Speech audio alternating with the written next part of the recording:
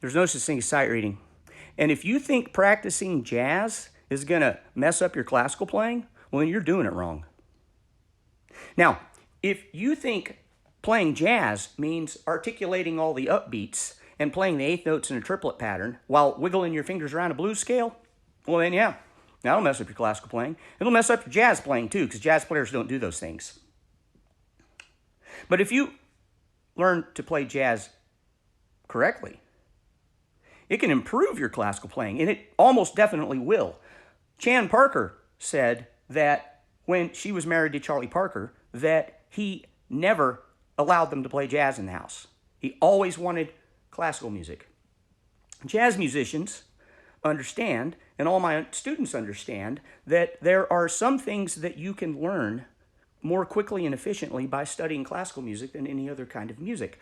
Playing classical music takes more raw physical power over your instrument than any other kind of music. It's like weightlifting for a musician, and you can take that physical control of your instrument and apply it to any kind of music you want. Now, learning jazz is all about improvisation. And improvisation is like the speaking portion of the musical language.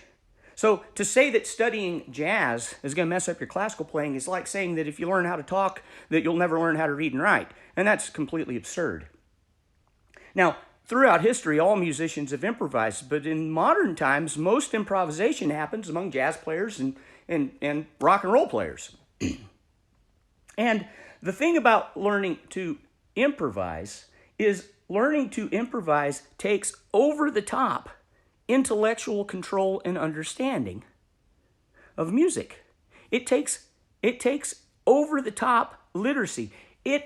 So if you study both classical music and jazz music, then you will have all of the physical and intellectual control that you need to play any kind of music you want.